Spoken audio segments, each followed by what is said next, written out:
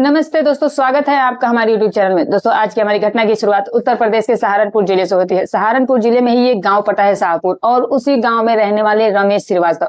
रमेश के पास अपनी 28 एकड़ जमीन होती है। गांव का सबसे बड़ा जमींदार वही होता है।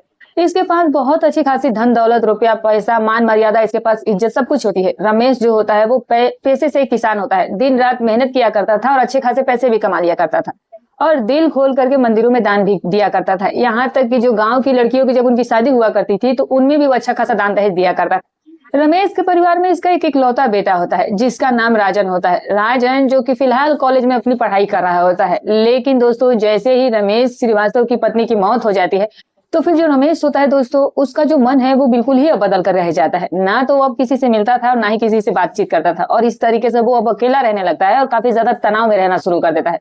आखिरकार एक दिन रमेश जो है वो अपने घर पर अकेला बैठा हुआ था, और तभी वहां पर गांव की एक महिला आ जाती है जिसका नाम रोशनी होता है। रोशनी उसे कहने लगती है कि साहब, मुझे 10,000 रुपए की बहुत ज्यादा जरूरत है, और मेरा जो छोटा बेटा है जिसका नाम शकील है वो काफी ज्यादा बीमार है, और उसके लिए मुझे दवाइयां लानी है। तो मुझे 10,000 रुपए आप ब्याज पर ही दे दीजिए ताकि मैं अगले महीने आपके 10,000 रुपए लौटा दूं। अब जैसे ही इस रमेश उस महिला की तरफ देखता है दोस्तों, तो फिर उसकी खूबसूरती को देखकर वो उस पर मोहित हो जाता है। रमेश जो है वो उस महिला रोशनी से ये कहने लगता है कि मैं तुम्हें 10,000 रुपए बेशक दे सकता हूँ, लेकिन बदले में तुम मुझे क्या दे सकती हो।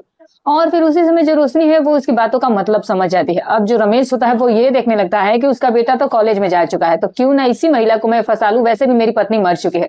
अब साफ साफ शब्दों में रमेश उस महिला रोशनी से कहने लगता है कि देखो, मेरी पत्नी है नहीं इस दुनिया में, और इसीलिए मैं तुम्हारे साथ कुछ वक्त गुजारना चाहता हूँ। वैसे भी मेरा घर में अकेला मन नहीं लगता है, मैं काफी ज्यादा डिप्रेशन में भी रहता हूँ, और इस समय तो मेरी तबीयत ठीक नहीं है, तो वो भी ठीक हो जाएगी और तुम्हें पैसे लौटाने की भी जरूरत नहीं होगी। और ये बातें कहने के बाद जो रमेश है वो तुरंत अपने जेब से 10,000 रुपए निकाल करके उस महिला रोशनी के हाथ पर रख देता है।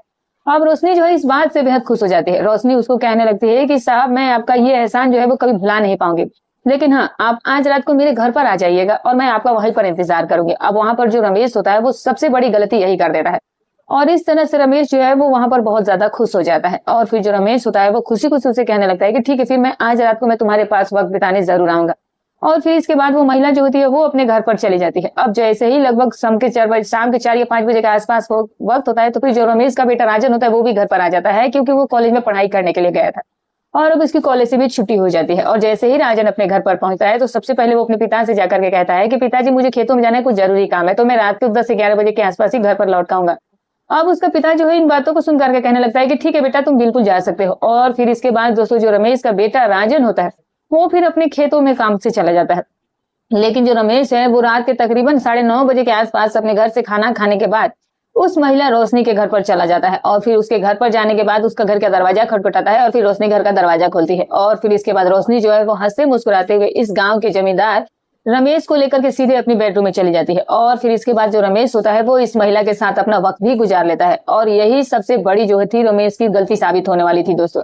लेकिन जैसे ही रमेश की संतुष्टि हो जाती है तो फिर जो रमेश होता है वो आज की रात अपने घर पर लौट आता है। और फिर जैसे ही वो घर पर पहुंचता है तो वो ये देखता है कि जो उसका बेटा है वो अब भी खेत से वापस लौट कर आ चुका होता है। और तभी उसका बेटा राजन उससे पूछने लगता है कि बेटा, पापा, इतनी रात को आप कहाँ गए थे। और तभी इसके बाद दोस्तों जो उसका पिता होता है वो अपने बेटे से झूठ बोल देता है, और फिर इस तरह से ये बात आई गई हो जाती है। लेकिन लगभग 10 रातों तक रमेश जो था वो हर रोज रात के 9-10 बजे के आसपास सीधे उस महिला रोशनी के घर पर जाता था और उसके साथ वक्त गुजार लिया करता था। और इसी तरीके से लगभग जैसे ही 28 जून 2025 का दिन आ जाता है तो फिर जो रमेश होता है वो अपने बेटे राजन से कहने लगता है कि बेटा, मैं 2-4 दिनों के लिए कहीं बाहर जा रहा हूँ, तो तुम घर का ध्यान रखना और खेती का भी काम करना और ध्यान रखना। और तभी राजन अपने पिता से कहता है कि ठीक है पिताजी, आप बिल्कुल बेफिक्र होकर के जाइए, घूम कर आइए, मैं सब कुछ संभाल कर रखूंगा। और फिर इस तरह से जो रमेश है वो अपने घर से बाहर निकल जाता है। राजन जो है वो अपने घर पर अकेला रह जाता है। अब जैसे ही राजन अपने घर पर अकेला रह जाता है तो फिर वही महिला जिसका नाम रोशनी होता है वो अब राजन के घर पर आ जाती है। और फिर जो राजन होता है वो आज घर में अकेला होता है, और रोशनी जैसे ही राजन से मिलती है तो फिर वो उससे पूछने लगती है कि तुम्हारे पिता रमेश कहाँ गए हैं। और तभी राजन ये बताता है कि वो कहीं किसी काम से बाहर गए हुए हैं। और अब इस तरह से जो रोशनी होती है वो इस लड़के पर ही डोरे डालना शुरू कर देती है, और फिर इसके बाद राजन से ये कुछ 2,000 रुपए के आसपास के पैसे भी मांगते हैं। और जो राजन होता है वो भी अपने पिता की तरह इस महिला रोशनी की तरफ आकर्षित हो जाता है। और फिर देखते ही देखते राजन भी इस महिला के सामने वही सवाल रख देता है अपने पिता की तरह कि मैं तुम्हें पैसे तो दे दूंगा, लेकिन तुम्हारे साथ मैं कुछ वक्त भी गुजारूंगा। अब रोशनी जो है वो तुरंत इस चीज के लिए मान जाती है, उसे पैसे की आदत पड़ चुकी थी। अब रोशनी उसे कहने लगती है कि ठीक है, फिर तुम आज रात को मेरे घर पर आ जाना। और फिर इस तरह से राजन भी ये बात सुनकर के खुश हो जाता है, और यही गलती राजन ने भी दोहराई थी। अब इस तरह से जैसे ही रात के 10 बजे के आसपास का वक्त होता है तो फिर जो राजन होता है वो इस महिला रोशनी के घर पर चला जाता है। अब रोशनी के घर का दरवाजा खुलाया जाता है और फिर जो रोशनी होती है वो फिर खुद ही इस लड़के राजन को लेकर के अपने बेडरूम में चली जाती है और फिर आज की रात वो राजन के साथ गुजार लेती है। इस तरीके से राजन जो है वो फिर से इस महिला को कुछ पैसे देता है और फिर वापस अपने घर पर आ जाता है। लेकिन जैसे ही 2-4 दिनों का वक्त गुजरता है तो फिर रमेश जो है वो अपने घर पर आ जाता है और कहीं से उसे इस बात के बारे में पता चल जाता है कि उसका बेटा राजन भी उस महिला रोशनी के घर पर जाने लगा है। और इस तरह से उसके पिता रमेश को ये बात जो है वो बिल्कुल भी पसंद नहीं आती है। अब रमेश जो है वो ये सोचने लग जाता है कि अब मेरी बेटी की उम्र हो गई है तो उसकी शादी करवा देनी चाहिए। और इस तरह से रमेश जो है वो किसी लड़की की तलाश करना शुरू कर देता है और आखिरकार उसे एक लड़की भी मिल जाती है जो कि काफी अमीर खानदान की बेटी होती है, जिसका नाम श्वेता होता है और जिसका रंग बेहद काला होता है और शरीर से भी वो काफी ज्यादा मोटी होती है। और अब जैसे ही रमेश श्रीवास्तव को वो लड़की पसंद आ जाती है दोस्तों, तो फिर इसके बाद बेटे राजन से उसकी राय पूछी जाती है। राजन जो है वो अपने पिता की सारी बातों को माना करता था और इसी वजह से जो राजन होता है वो अब उस श्वेता नाम की लड़की के साथ शादी करने के लिए तैयार हो जाता है। और आखिरकार कुछ वक्त गुजरने के बाद 2 जुलाई 2025 के दिन दोस्तों राजन और उस सविता की धूमधाम से शादी कर दी जाती है। लेकिन राजन की पत्नी सविता जो थी वो काफी काली होती है, जिसकी वजह से राजन जो है वो इसे पसंद नहीं किया करता है। सिर्फ और सिर्फ 20-25 दिनों का ही वक्त गुजरा था और तभी सविता को ये बात महसूस होने लगती है कि जो उसका पति है वो इसको ज्यादातर इग्नोर ही करता है। और फिर जैसे ही सविता इस बात को समझ जाती है कि उसका पति उसे पसंद नहीं करता है, तो फिर जो सविता होती है वो इस लड़के राजन से कहने लगती है कि अगर मैं तुम्हें पसंद नहीं हूँ तो तुम मुझे तलाक दे दो। और फिर इसके बाद जो राजन होता है वो उससे कहने लगता है कि मैं तुम्हें तलाक नहीं दे सकता हूँ। लेकिन सविता जो है वो थक हार करके अपने पिता के पास फोन करती है और उसे कहती है कि मुझे इस लड़के से तलाक चाहिए। और अब इस तरह से लगभग शादी के 25 से 30 दिन गुजर जाने के बाद इन दोनों का तलाक हो भी जाता है। अब लड़का जो था वो काफी परेशान रहने लगा था। लड़का ये सोचने लग जाता है कि मेरी शादी भी हुई और नहीं भी हुई, बात तो एक ही के बराबर हो गई। और फिर इस तरह से रमेश भी इस चीज को लेकर के परेशान रहने लगता है। और आखिरकार जो बेटा राजन होता है वो अब अपने पिता से कहने लग जाता है कि पिताजी मेरा सिर्फ एक ही सपना है कि मैं कोई अच्छा सा होटल खोल लूं। अब जो रमेश होता है वो अपने बेटे का साथ देता है, कहता है कि बेटा तुम बेशक होटल खोल लो और कमा भी लोगे, मुझे यकीन है तुम जिम्मेदार लड़के होगे, तुम्हारे अंदर वैसे भी बहुत काबिलियत है, तो कोई बात नहीं, तुम जाकर के शहर में एक अच्छा सा होटल खोलो और उसी में अपना काम करना शुरू कर दो। और इस तरह से जो रमेश होता है वो अपने बेटे राजन के लिए एक अच्छा खासा शहर में होटल खुलवा देता है और फिर होटल की सारी जिम्मेदारी जो है वो राजन के कंधों पर आ जाती है। अब देखते ही देखते होटल जो था वो भी बहुत अच्छा खासा चलने लगा था। लेकिन जो राजन होता है वो अब ये सोचने लग जाता है कि इस होटल में मुझे अपने काम को भी अंजाम देना चाहिए। और फिर इस तरह से जैसे ही इस होटल के अंदर कुछ लड़कियां आया करती थी तो फिर राजन जो है वो उनके साथ अपना वक्त गुजारना शुरू कर देता है। राजन की यही सबसे बड़ी गलती होने वाली थी, यही सबसे बड़ी उसकी जो भूल हो जाती है। अब एक दिन जैसे ही राजन अपने होटल में बैठा हुआ था और तभी दोस्तों एक महिला जो है वो उसके होटल में आती है जिसका नाम अर्पणा होता है। अब जो अर्पणा होती है वो अपने बॉयफ्रेंड विवेक के साथ इस होटल में आई थी। अर्पणा उसे कहने लगती है कि मुझे इस होटल में कमरा चाहिए। और फिर जैसे ही ये लड़का राजन उस महिला अर्पणा को देखता है तो फिर बेहद ज्यादा खुश हो जाता है, क्योंकि जो अर्पणा थी वो दिखने में काफी ज्यादा खूबसूरत होती है। और फिर इस तरह से जो राजन है वो हंसता मुस्कुराता हुआ उसे कहने लगता है कि मैडम जी मैं आपके लिए क्या मदद कर सकता हूँ, क्या सेवा कर सकता हूँ। और तभी अर्पणा उसे कहती है कि मुझे आपके होटल में एक कमरा चाहिए ताकि हम दोनों वहां पर रात गुजार सके। और फिर इस तरह से तभी राजन उसे कहने लग जाता है कि ठीक है, फिर आपको आईडी प्रूफ दे दीजिए और मोबाइल फोन अपना नंबर दे दीजिए। और फिर उसके बाद दोस्तों जो वो लड़की होती है वो अपना एड्रेस और अपना मोबाइल नंबर उस लड़के को दे देती है। और फिर उसके बाद राजन जो है वो हंसते मुस्कुराते हुए कमरे की चाबी उसको दे देता है और फिर लड़की जो है वो अपने बॉयफ्रेंड को लेकर के होटल के कमरे में चली जाती है और फिर इस तरह से रात गुजार ली जाती है। अब जैसे ही रात गुजारी जाती है तो फिर अगले सुबह 10 बजे के आसपास फिर से वो लड़की जो होती है वो उस राजन को चाबी वापस देने के लिए जाती है। और जो राजन है वो हंसता मुस्कुराता हुआ उसे कहने लगता है कि मुझे मेरे कमरे का किराया भी दे दो। और फिर उसके बाद जो लड़की होती है वो कमरे का किराया भी देती है और साथ में उसे चाबी भी दे देती है। और जाते जाते लड़की उसे कहती है कि मैं हर रोज ही तुम्हारी इस होटल में आया करूंगी, मुझे सच में बहुत अच्छा लगा। और फिर उसके बाद वो लड़की जो है वो अपने बॉयफ्रेंड विवेक के साथ चली जाती है और इस तरह से लगभग कुछ दिन का वक्त भी गुजर जाता है। और फिर जैसे ही अगली रात आती है तो रात के तकरीबन 8 बजे के आसपास दोस्तों वो जो महिला होती है, वो जो लड़की होती है वो अब अकेली ही इस होटल में आ जाती है। और फिर जैसे ही वो इस होटल में पहुंचती है तो फिर राजन की नजर भी उस पर पड़ती है। अब राजन उसे देख करके हैरान हो जाता है, वो ये सोचने लग जाता है कि आज ये महिला फिर से होटल में अकेली क्यों आई है।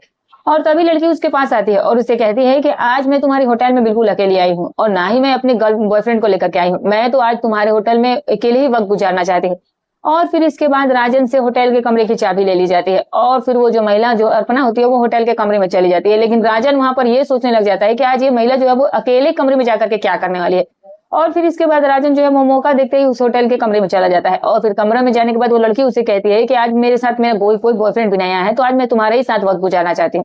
अब राजन ये सुनकर एकदम शॉक्ड रह जाता है, वो ये सोचने लग जाता है कि ये महिला जो है वो मेरे साथ ये समय क्यों गुजारना चाहती है, ना तो मैं इसे जानता हूँ और ना ये मुझे जानती है।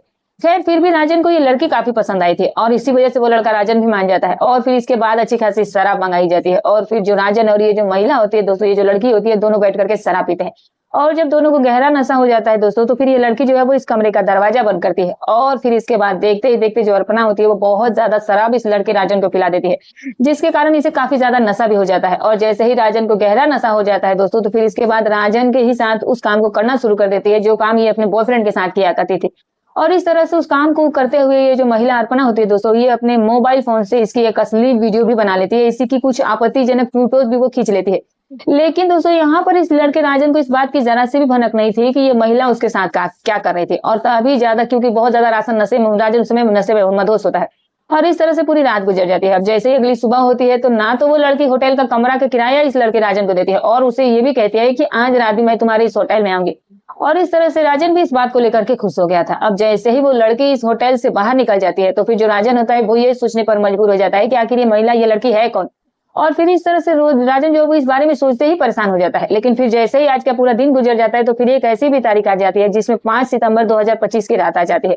रात के तकरीबन 8 बजे के आसपास ये जो महिला होती है, ये जो लड़की होती है, वो इसके पास फोन करती है और फिर इससे कहती है कि होटल में आज कोई भी व्यक्ति होना नहीं चाहिए, तुम्हारा होटल जो है वो आज पूरी तरह से खाली होना चाहिए, तुम अपने होटल में भी बिल्कुल अकेले होने चाहिए और मैं तुम्हारे साथ आज की रात वहां पर बिल्कुल अकेले गुजारना चाहती हूँ। और ये सुनकर के राजन खुश हो जाता है और फिर ये सुन करके अपने पिता रमेश की तरह ही गलत रास्ते पर निकल जाता है। और इसके बाद अब जैसे ही रात के 9 बजे के आसपास का वक्त होता है तो फिर दोस्तों आज के समय जो लड़की है वो अकेली नहीं आती है, बल्कि इसके साथ 4 औरतें और भी आती हैं, जिनके नाम अंजलि गुप्ता, रेखा और स्मृति और दोस्तों नेहा होते हैं।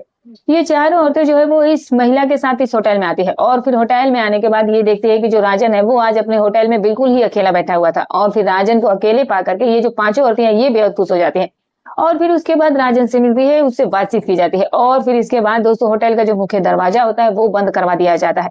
और फिर इसके बाद ये 5 जो औरतें होती है वो इस लड़के राजन को लेकर के इसी होटल के एक कमरे में चली जाती है। और फिर कमरे में जाने के बाद राजन के सामने जो अर्पणा होती है वो अपना मोबाइल फोन रखती है और कहती है कि मैंने तुम्हारी एक आपत्तिजनक वीडियो बनाई है और अगर तुमने आज पूरी रात हम 5 के साथ नहीं गुजारी तो फिर उस वीडियो को मैं इंटरनेट पर वायरल कर दूंगी। और इस तरह से राजन जो है वो वहां पर डर जाता है और फिर इसी तरीके से ये 5 जो औरतें होती है वो अब इस लड़के राजन को एक तरह से किडनैप कर लेती है और फिर उसे ब्लैकमेल करना शुरू कर देती है। और आखिरकार जो 5 औरतें होती है वो बारी बारी से इस लड़के के साथ गलत काम करती है और जो राजन होता है वो इस काम को अंजाम तो देता चला जा रहा था, लेकिन वो काफी ज्यादा थक भी गया था। लेकिन जैसे ही वो थकता है तो फिर जो लड़की अर्पणा होती है वो अपने बैग से कुछ टैबलेट निकालती है और फिर टैबलेट निकालने के बाद पानी की बोतल से पानी को ग्लास में डाला जाता है और उसी में कुछ टैबलेट मिला दिया जाता है और फिर टैबलेट मिलाने के बाद इस लड़के को वो पानी पिला दिया जाता है। अब जैसे ही 15 मिनट का वक्त गुजर जाता है तो फिर 5 औरतें जो है वो राजन के साथ फिर से वक्त गुजारना शुरू कर देती है और आखिरकार राजन जो है वो बिल्कुल थक जाता है, वो बिल्कुल ही हार जाता है। और फिर इसके बावजूद भी ये 5 जो औरतें होती हैं वो इसके साथ वो गलत काम कर रही थी। अर्पणा ये देखती है कि पहले तो मैंने इसे 2 टैबलेट दी थी, तो अब की बार मुझे इसे 4 टैबलेट दे देनी चाहिए। और फिर से टैबलेट निकाली जाती है और फिर से एक गिलास पानी लिया जाता है और उसी में और 4 टैबलेट मिला दिए जाते हैं और फिर इस तरह से वो चारों टैबलेट मिलाकर पानी के अंदर इस लड़के को पिला दिया जाता है। लेकिन जो लड़का था वो यहाँ पर इनके सामने हाथ जोड़ने लगता है, कहने लगता है कि मुझे वॉशरूम जाना है। और फिर जैसे ही वॉशरूम का नाम लिया जाता है दोस्तों तो फिर इसके बाद ये जो 5 औरतें होती है वो इस लड़के राजन को वॉशरूम में जाने के लिए मान जाती है और फिर ये जो लड़का होता है वो वॉशरूम के लिए चला जाता है और फिर वॉशरूम में जाने के बाद अपना मोबाइल निकालता है और फिर इसके बाद वो अपने पिता रमेश के पास फोन करता है और कहने लगता है कि मुझे अपने होटल में ही किडनैप कर लिया गया है, मेरे होटल में 5 औरतों ने मुझे बंधक बनाकर रखा हुआ है और वो मेरे साथ गलत काम कर रही हैं। और फिर इसके बाद राजन जो है वो इतना बात कहकर फोन रख देता है और वापस से कमरे में लौट कर आ जाता है। लेकिन अर्पणा ने उसे 4 टैबलेट्स दे रखे थे जिसकी वजह से उसकी तबीयत जो है वो अचानक से खराब होने लगती है। अब जब उसकी तबीयत खराब होने लगती है तो फिर जो उसकी हार्ट बीट है वो भी काफी तेज चलने लगी थी और जिसकी वजह से देखते ही देखते लड़का जो है वो वहीं पर बेहोश हो जाता है। और फिर जैसे ही वो बेहोश हो जाता है तो जो 5 औरतें होती है वो घबराने की बजाय वहीं पर बैठ करके शराब पीना शुरू कर देती है और फिर उसके होश में आने का इंतजार करने लगती है। दूसरी तरफ जो राजन का पिता रमेश होता है वो नजदीकी पुलिस स्टेशन में पहुंच जाता है और फिर पुलिस स्टेशन में पहुंचने के बाद वो अपनी बेटे की सारी कहानी जो है वो पुलिस वालों के सामने बयां करता है। अब इस तरह से रात के तकरीबन 1 बजे के आसपास जो पुलिस होती है वो अब इस होटल में रेड करती है। अब पुलिस जैसे ही होटल में पहुंचती है तो वो ये देखती है कि जो होटल का दरवाजा होता है वो अंदर से लॉक रहता है। अब इस तरह से जैसे तैसे करके जो पुलिस होती है वो उस होटल के दरवाजे को तोड़ती है और फिर सीधे अंदर पहुंच जाती है। कमरे में जाकर के पुलिस ये देखती है कि वहां पर जो 5 औरतें होती है वो बैठकर शराब पी रही होती है और जो लड़का होता है वो बेड पर पड़ा होता है। अब राजन को जैसे ही वहां से उठाया जाता है तो पुलिस ये देखती है कि राजन जो था वो अपनी दम तोड़ चुका होता है और फिर इसके बाद पुलिस जो है वो इन 5 औरतों को मौके पर गिरफ्तार करके इन्हें पुलिस स्टेशन लाया जाता है और पुलिस स्टेशन में लाया जाने के बाद 5 ही औरतों की जमकर पिटाई की जाती है और जैसे ही 5 औरतें अपना जुर्म कबूल कर लेती है तो फिर इसके बाद इन 5 औरतों के खिलाफ एक चार्जशीट दायर कर दी जाती है और अब इन्हें जेल में बंद कर दिया जाता है। अब यह बात तो भविष्य के घर में छिपी है कि जज साहब जो है वो इन 5 औरतों को आखिरकार क्या सजा सुनाएंगे और इस तरह से दोस्तों राजन के एक गलत कदम की वजह से उसकी जान चली गई थी। अब रमेश का परिवार जो था वो बिल्कुल ही खत्म हो जाता है, उसका परिवार बिल्कुल ही बर्बाद हो जाता है। तो दोस्तों ये रही कहानी। तो दोस्तों हमारी कहानी सुनाने का उद्देश्य किसी की भावनाओं को ठेस पहुंचाना नहीं था, ना ही किसी के दिल को आहत करना था, बस केवल आपको सतर्क करना था, आपको जागरूक करना था। तो दोस्तों जो भी राय हो कमेंट करके जरूर बताइएगा। अगर आपने वीडियो को अंत तक देखा है तो एक लाइक जरूर करते जाइएगा। तो दोस्तों फिर मिलूंगी कल आपसे एक और नई रोचक कहानी के साथ। तब तक अपना और अपने परिवार का ख्याल रखें।